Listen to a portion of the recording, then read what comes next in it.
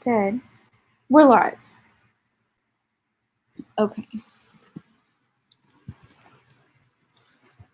I got a little scared there. Literally thought, yeah, they shut down social media. I really wouldn't be surprised. What are you looking at? I was looking out the window at the police. No.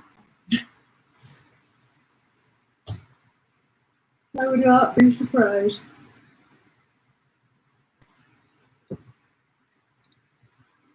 Apparently, Trump made a statement today. Oh, yeah? Apparently. Ooh, what did Trump say? You think I know? There's no way I was watching that. Yeah.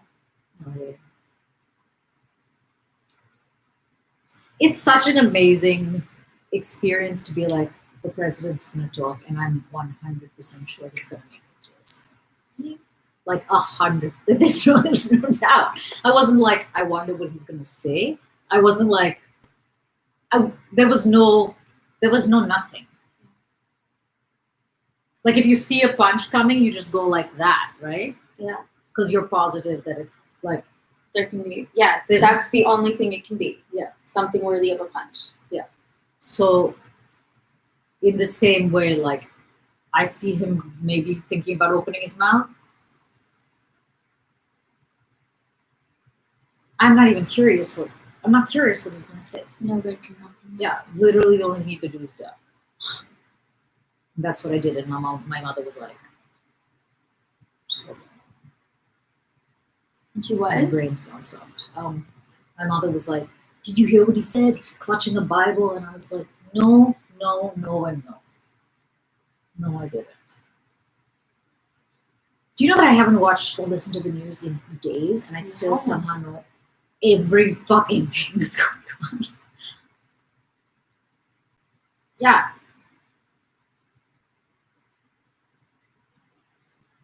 Well, you've been looking or listening to something. Or is it just through family and friends? It's just through Instagram.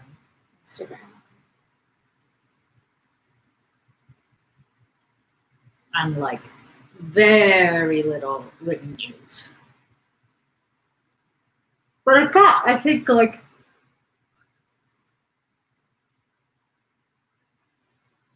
been at capacity with it for a few months. Which seems crazy. It's like something being too murdery.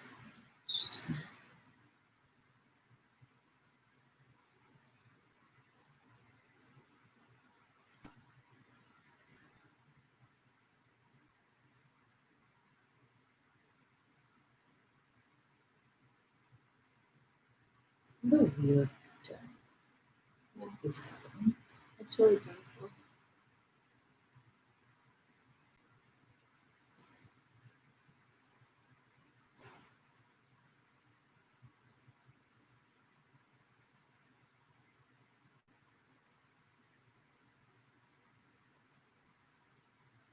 I used to watch like movies or shows of things when MLK got shot.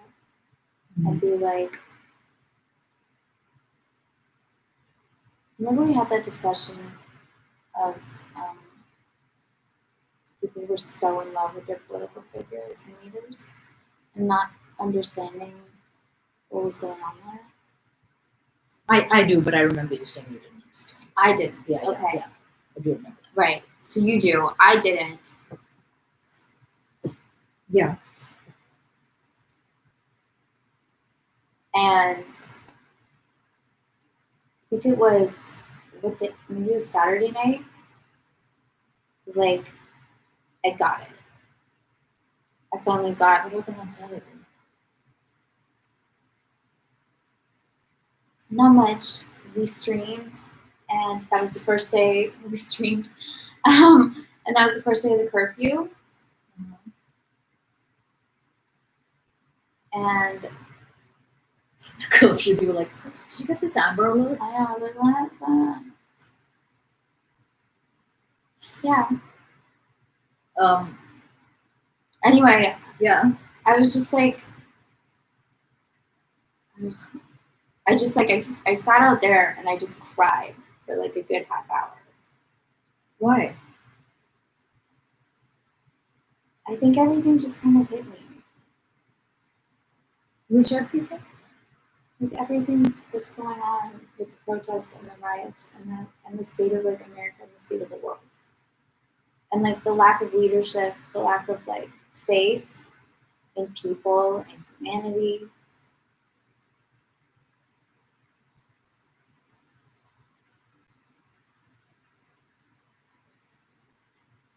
I have zero faith. But again, it's like I would give somebody the benefit of the doubt if there's doubt. If there's doubt. Yeah. Like that benefit of the doubt thing Yeah. is only relevant in situations where there's a doubt, and then you give them on the benefit of it. Right. You're like, oh, it could be this. Yeah. Like, But there's no could be yeah. here. So it's like,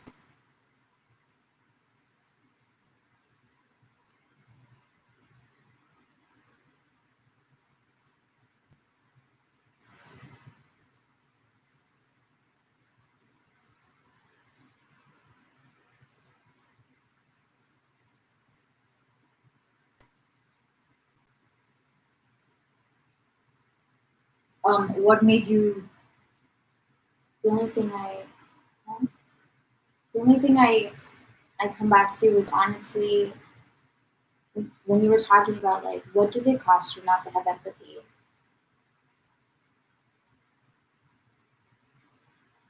Like, yeah, I think it costs them a lot.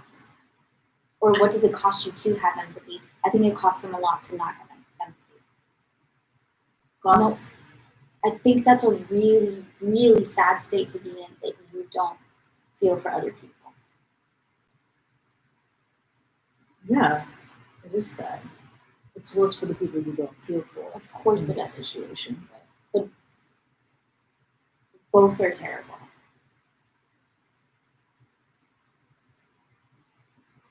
Which both? Which both?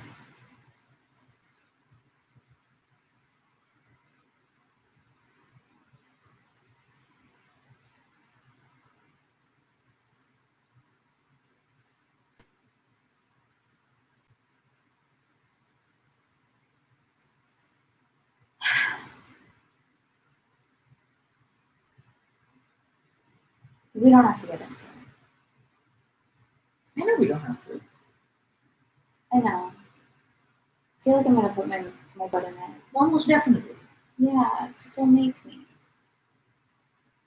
I'm not making you. I know. You don't have to. Yeah.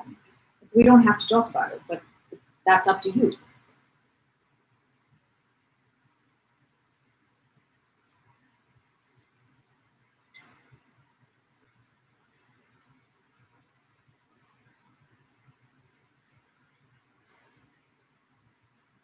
I genuinely just didn't know which you meant just now when you said Both. yeah. But I if think you, when violence is done to a person and the person perpetrating violence, I think both is very tragic. And I'm not necessarily saying I feel bad for that person. Maybe it's just I feel bad. I feel bad that like that someone does that. Mhm. That's a terrifying place to be. I wouldn't know. That you would discount a human life in any way. That's terrifying. I wouldn't know. Right. I don't know if they're terrified. I honestly don't.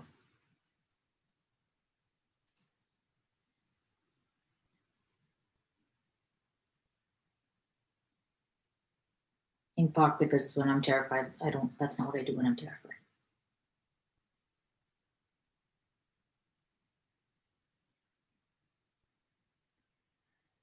And I don't think it is for them terrifying.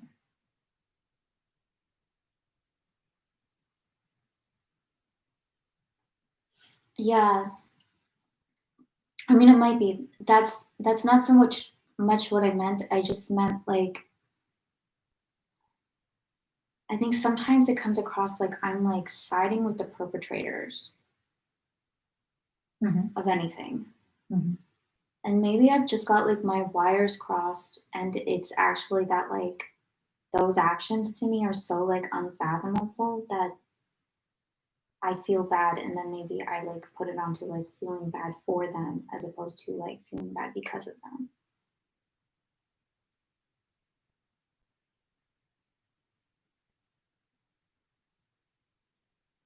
I'm not sure I follow, but I know. Because I'm kind of just coming up with this right now on the spot. Um yeah, like I often get into conversations, not just with you, with other people too, where I'm defending people that don't need to be defended at all.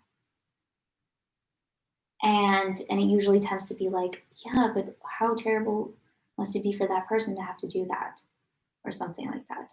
Um,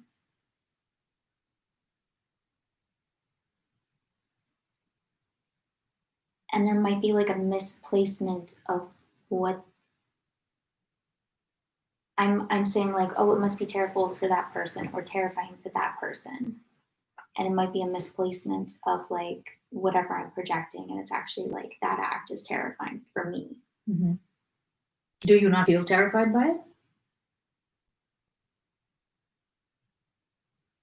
Like if you're projecting it, that makes me think maybe you're not experiencing it then because Maybe. you're like putting it on somebody else, right? Yeah, maybe.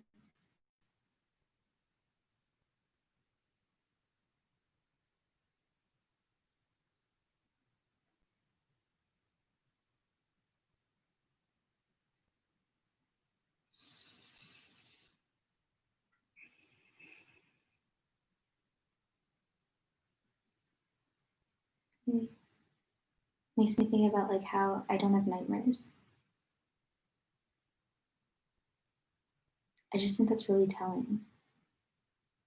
Why? That what I mean by like I don't have nightmares is it's like I'm not emotionally invested in the story. Mhm. Okay. And I'm very rarely myself. Yeah.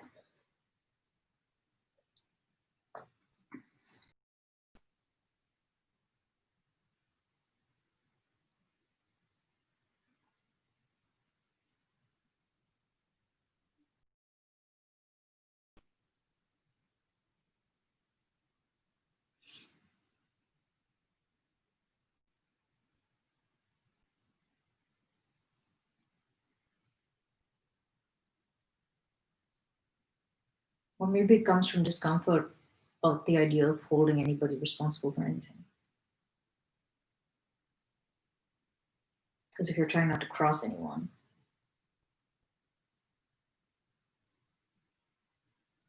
like if you're trying not to cross, you know what I mean by cross. Mm-hmm. If you're trying not to cross anyone, then is it acceptable to be like, this is not okay? Because you have to cross that person.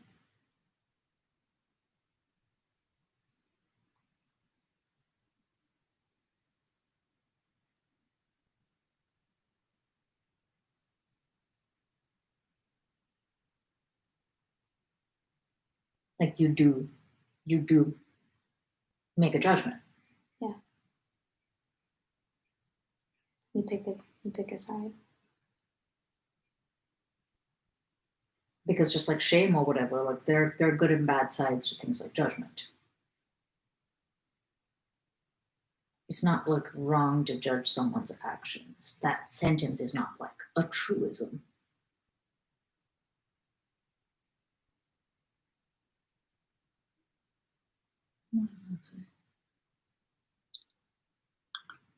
What's the topic or just random?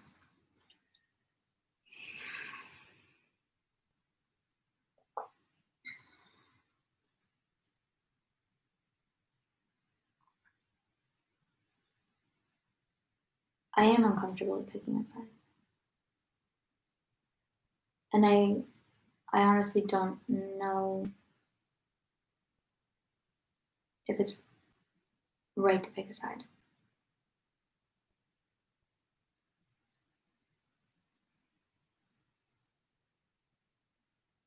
Okay. And I get that like to you and to a lot of people that's cowardly or I don't know if that's how it occurs for you, but I'm imagining, okay?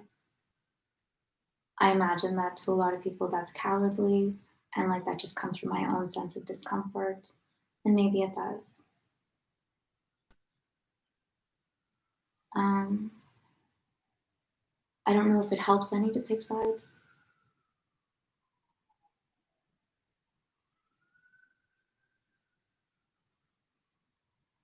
I don't know if it's right.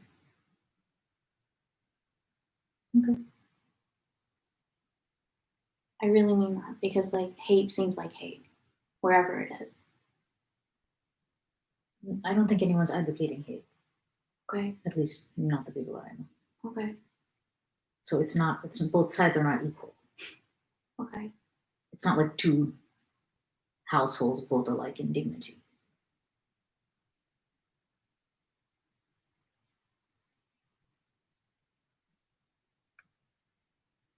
Okay. So if you're angry right now, like doesn't that look like hate though? Doesn't it look like? Well, wait, are you saying it's not hate? I'm experiencing it, but it's not my position. Like where I end up or land up on this isn't going to be like I hate that person necessarily. Right. But do I hate a lot of people right now? Yeah.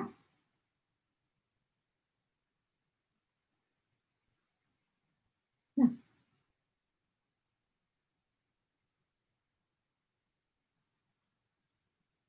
But I feel like this starts to get into like semantic nonsense about like what hate is. Yeah, and I don't need to go there. Mhm. I don't need to be like, what is hate?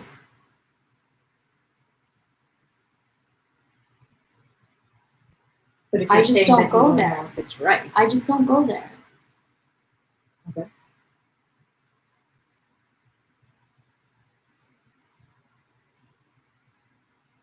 And it seems like a lot of people think that's wrong. Yeah. Mm-hmm. They do.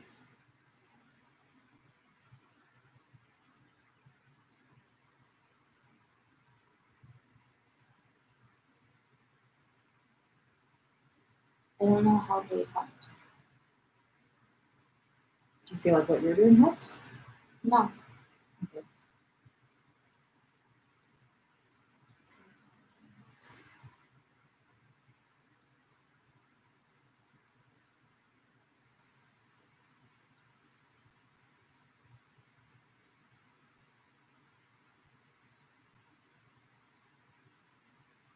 But that's just it. It's like, this is where I am. And so I feel like I need to be quiet right now because everyone's reacting with anger. And that's not where I am. So no, it's not where I am. I know it's terrifying to me. But other people react differently. I'm aware. Okay. I'm aware of that. It can still be scary for me. Yeah.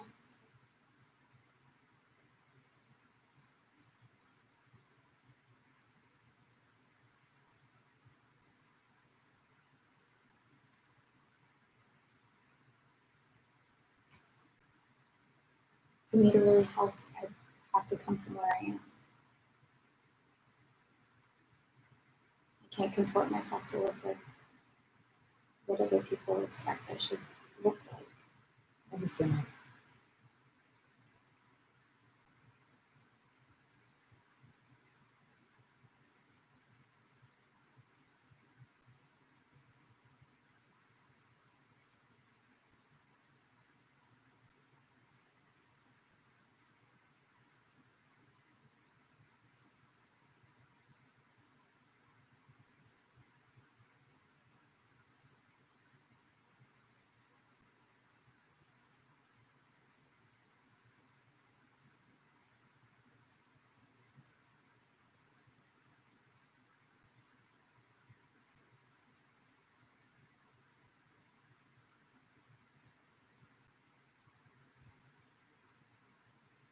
And I don't mind other people's anger or hate. But they don't have a problem with the riots.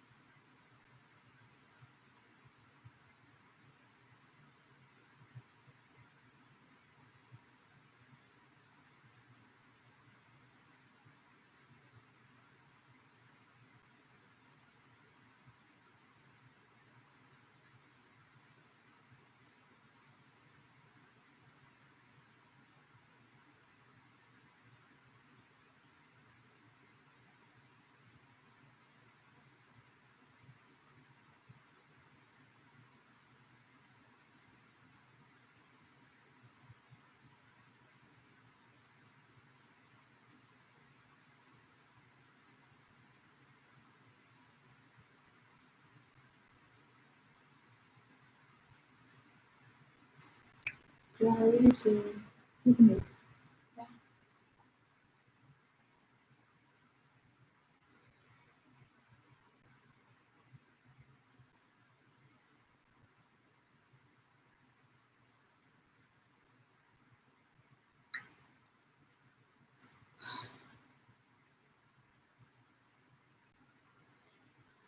So we're on the epilogue.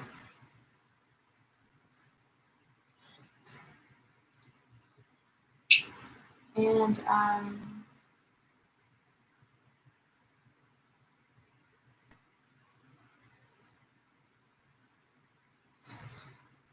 sorry, just give me a second.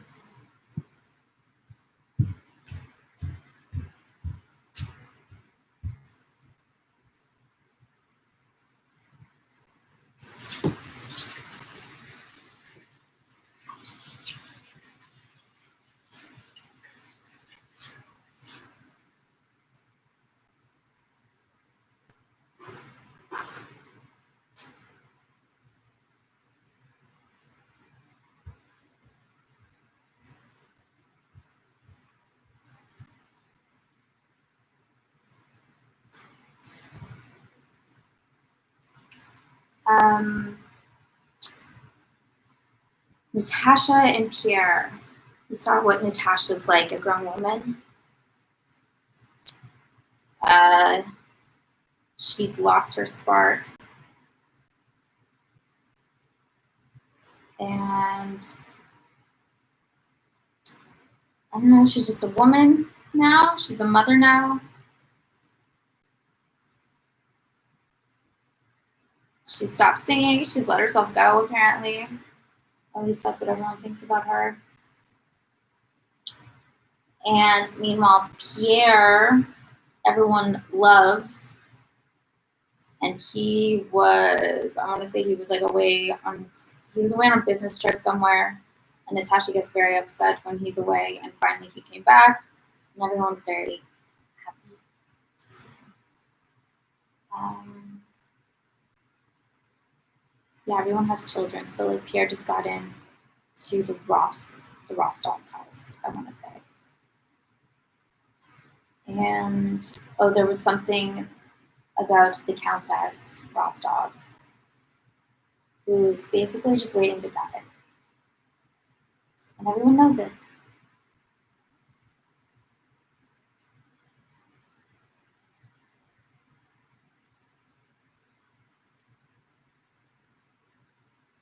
Did I miss anything? I don't think so. That's all I remember.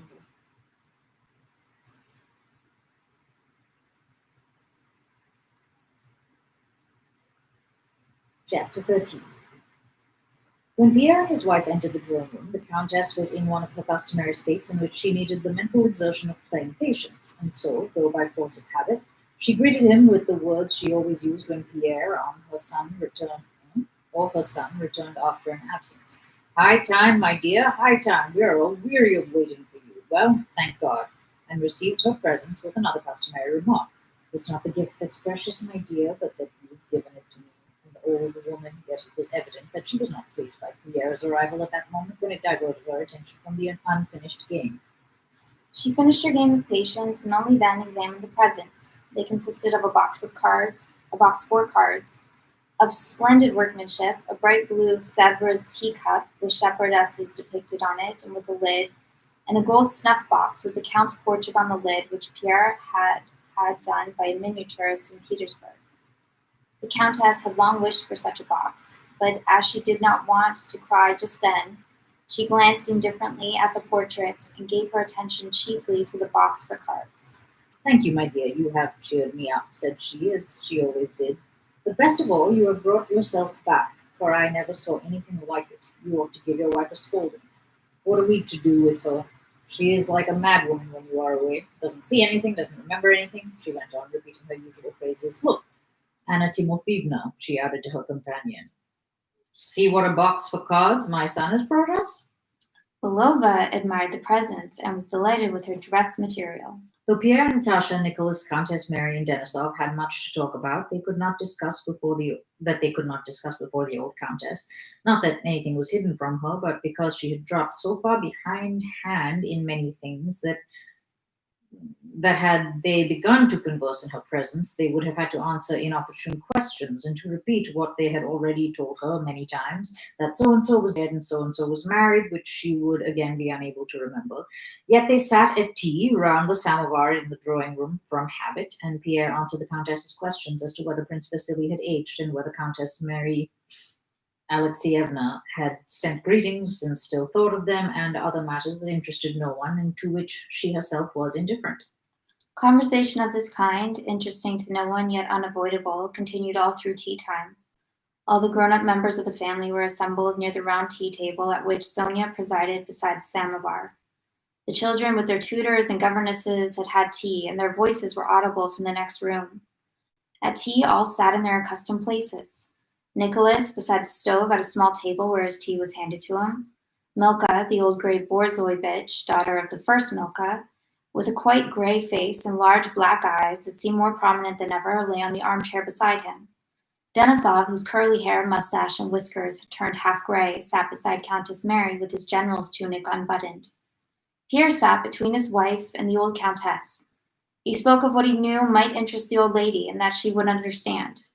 He told her of external social events and of the people who had formed the circle of her contemporaries and had once been a real, living, and distinct group, but who were now for the most part scattered about the world and, like herself, were garnering the last ears of the harvest they had sown in earlier years. But to the old countess, those contemporaries of hers seemed to be the only serious and real society. Natasha saw by Pierre's animation that his visit had been interesting, and that he had much to tell them, but dare not say it before the old countess.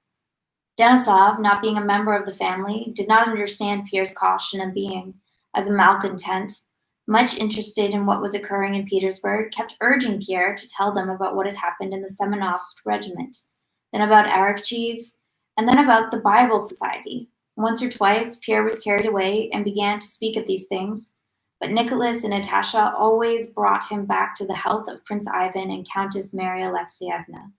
Well, in all this idiocy, Gosna and Tatuinova, Denisov asked, is that really still going on?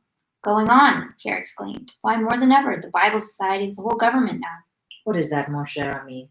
Asked the Countess, who had finished her tea and evidently needed a pretext for being angry after her meal. What are you saying about the government? I don't understand. Well, you know, Mamma, Nicholas interposed, knowing how to translate things into his mother's language. Prince Alexander Golitsyn had founded a society and, in consequence, had great influence, they say. Our ex-chief in Golitsyn, incautiously remarked Pierre, are now the whole government. And what a government. They see treason everywhere and are afraid of everything. Well, and how is Prince Alexander to blame? He is a most estimable man. I used to meet him at Mary Antonovna's, said the Countess in an offended tone, and still more offended that they all remained silent, she went on. Nowadays, everyone finds fault. A gospel society. Well, and what harm is there in that? And she rose, everybody else got up too, and with a severe expression sailed back to her table in the sitting room. The melancholy silence that followed was broken by the sounds of the children's voices and laughter from the next room. Evidently some jolly excitement was going on there. Finished! Finished! Little Natasha's gleeful yell rose above them all. Pierre exchanged glances with Countess Mary and Nicholas. Natasha he never lost sight of, and smiled happily. That's delightful music, said he. It means that Anna Makarovna has finished her stocking, said Countess Mary. Oh, and I'll go and see, said Pierre, jumping up. You know, he added, stopping at the door, why, I'm especially fond of that music. It is always the first thing that tells me all is well. When I was driving here today, the nearer I got to the house, the more anxious I grew. As I entered the anteroom, I heard Andrusha's peals of laughter, and that meant that all was well. I know that feeling, said Nicholas, but I mustn't go there. Those stockings are to be a surprise for me. Pierre went to the children, and the shouting and laughter grew still louder. Come, Anna Makarovna, Pierre's voice was heard saying, come here into the middle of the room, and at the word of command, 1, 2, and when I say 3, you stand here, and you in my arms, well now. 1, 2, said Pierre, and a silence followed. 3, and a rapturously breathless cry of children's voices filled the room. 2, 2, they shouted. This meant 2 stockings, which by a secret process known only to herself, Anna Makarovna used to knit at the same time on the same needles, and which, when they were ready, she always triumphantly drew one out of the other in the children's presence. Chapter 14. Soon after this, the children came in to say good night. They kissed everyone, the tutors and governesses made their bows, and they went out. Only young Nicholas and his tutor remained. De Salle whispered to the boy to come downstairs. No, Monsieur de Salle, I will ask my aunt to let me stay, replied Nicholas Bolkonsky, also in a whisper. Ma tante, please let me stay, said he, going up to his aunt. His face expressed entreaty, agitation, and ecstasy. Countess Mary glanced at him and turned to Pierre. When you are here, he can't tear himself away, she said. I will bring him to you directly, Monsieur de Salle. Good night, said Pierre, giving his hand to the Swiss tutor, and he turned to young Nicholas with a smile. You and I haven't seen anything of one another yet. How like he is growing, Mary. Wait. You and I haven't seen anything of one another yet. How like he is growing, Mary, he added, addressing Countess Mary. Like my father? Asked the boy, flushing crimson and looking up at Pierre with bright, ecstatic eyes. Pierre nodded and went on with what he had been saying when the children had interrupted. Countess Mary sat down, doing wool work. Natasha did not take her eyes off her husband.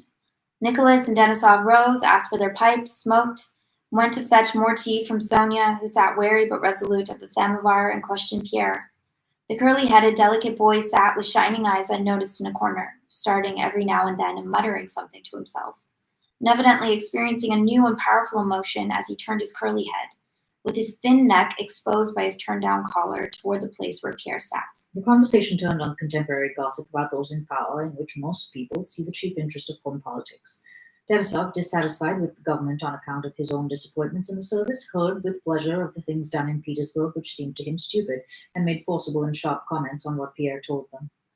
One used to have to be a German. Now one must dance with Tatuinova and Madame Kuediner and Weed Eka Tschausen and the Brethren. Oh, they should let that fine fellow Bonaparte loose.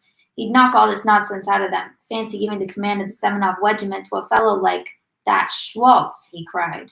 Nicholas, though free from Denisov's readiness to find fault with everything, also thought that discussion of the government was a serious and weighty matter, and the fact that A had been appointed minister of this and B governor general of that, and the emperor had said so and this minister so and so, seemed to him very important, and so he thought it necessary to take interest in these things and to question Pierre. The questions put by these two kept the conversation from changing its ordinary character of gossip about the higher government circles. But Natasha, knowing all her husband's ways and ideas, saw that he had long been wishing, but he had been unable to divert the conversation to another channel and express his own deeply felt idea for the sake of which he had gone to Petersburg to consult with his new friend, Prince Theodore. And she helped him by asking how his affairs with Prince Theodore had gone. What was it about? Asked Nicholas. Always the same thing, said Pierre, looking around at his listeners. Everybody sees that things are going so badly that they cannot be allowed to go on so, and that it is the duty of all decent men to counteract it as far as they can. What can decent men do? Nicholas inquired, frowning slightly. What can be done? Like this. Come into my study, said Nicholas. Natasha, who had long expected to be fetched to nurse her baby, now heard the nurse calling her and went to the nursery. Countess Mary followed her. The men went into the study, and little Nicholas Bolkonsky followed them, unnoticed by his uncle, and sat down at the writing table in a shady corner by the window. Well, what would you do? Asked Denisov. Always some fantastic schemes, said Nicholas. Why this, began Pierre, not sitting down, but facing the room, sometimes stopping short, gesticulating and lisping. The position in Petersburg is this. The emperor does not look into anything. He has abandoned himself altogether to this mysticism. Pierre could not tolerate mysticism in anyone now. He seeks only for peace, and only these people, sans foi ni loi, can give it to him. People who recklessly hack at and strangle everything. Magnitsky, Arakchev, and tutti quanti. You will agree that if you did not look after your estates yourself, but only wanted a quiet life, the harsher your steward was, the more readily your object might be attained, he said to Nicholas. Well, what does that lead up to, said Nicholas. Well, everything is going to ruin. Robbery in the law courts, in the army nothing but flogging, drilling in military settlements. The people are tortured, enlightenment is suppressed, all that is young and honest is crushed. Everyone sees this cannot go on.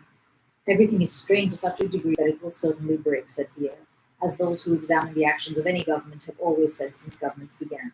I told them just one thing in Petersburg. Told whom? Well, you know whom, said Pierre, with a meaning glance from under his brows. Prince Theodore and all those. To encourage culture and philanthropy is all very well, of course. The aim is excellent, but in the present circumstances, something else is needed. At that moment, Nicholas noticed the presence of his nephew. His face darkened, and he went up to the boy. Why are you here? Why? Let him be, said Pierre, taking Nicholas by the arm and continuing.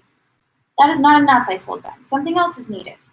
When you stand expecting the overstrained string to snap at any moment, when everyone is expecting the inevitable catastrophe, as many as possible must join hands as closely as they can to withstand the general calamity.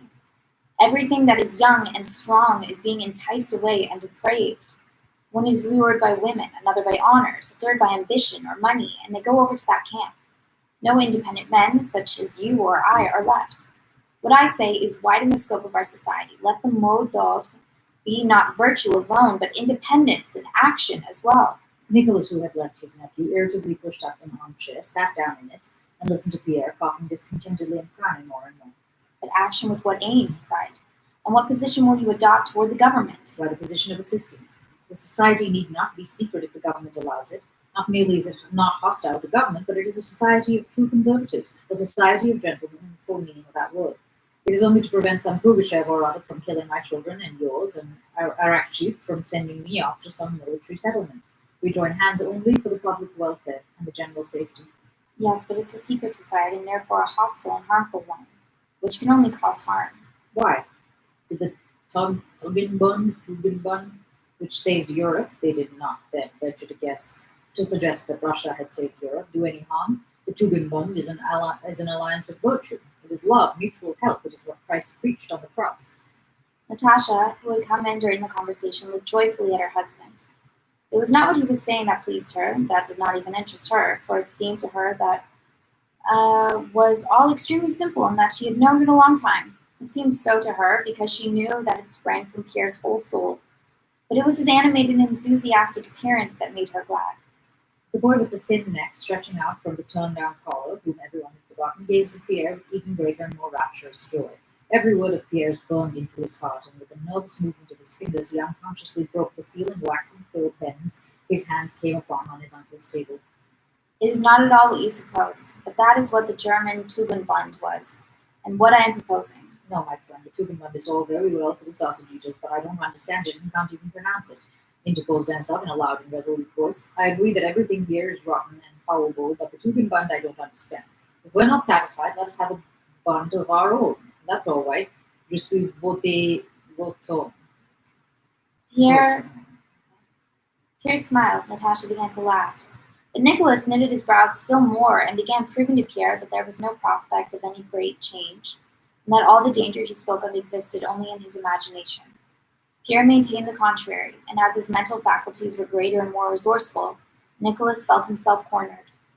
This made him still angrier, for he was fully convinced, not by reasoning, but by something within him stronger than reason, of the justice of his opinion. I will tell you this, he said, rising and trying with nervously twitching fingers to prop up his pipe in a corner, but finally abandoning the attempt. I can't prove it to you. You can say everything here is rotten and that an overthrow is coming. I don't see it. But you also say that our oath of allegiance is a conditional matter, and to that I reply, you are my best friend, as you know, but if you formed a secret society and began working against the government, be it what it may, I know it is my duty to obey the government. And if our act chief ordered me to lead a squadron against you and cut you down, I should not hesitate an instant, but should do it. And you may argue about that as you like. An awkward silence followed these words. Natasha was the first to speak, defending her husband and attacking her brother. Her defense was weak and inapt, but she attained her object. The conversation was resumed, and no longer in the unpleasantly hostile tone of Nicholas's last remark. Well, they all got up to go into supper, and little Nicholas Volkonsky went up to Pierre, pale and with shining, radiant eyes. Uncle Pierre, you know, if Papa were alive, would he agree with you? He asked. And Pierre suddenly realized what a special, independent, complex, and powerful process of thought and feeling must have been going on in this boy during that conversation, and remembering all that he had said, he regretted that the lad should have heard him. He had, however, to give him an answer. Yes, I think so, he said reluctantly, and left the study. The lad looked down and seemed now, for the first time, to notice what he had done to the things on the table. He flushed and went up to Nicholas. Uncle, forgive me. I did that unintentionally, he said, pointing to the broken sealing wax and pens. Nicholas started angrily. All right, he said, throwing the bits under the table. And evidently suppressing his vexation with difficulty, he turned away from the boy. You ought not to have been here at all, he said.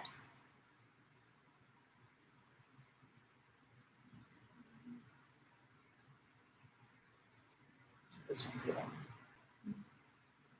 I would rather call it.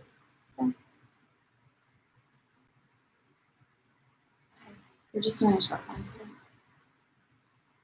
That's the end of 13, is it? That's, we're at chapter 15. Oh.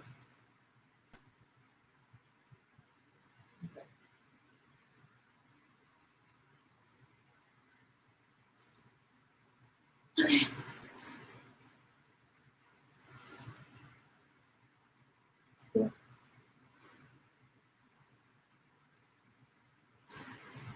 Hi.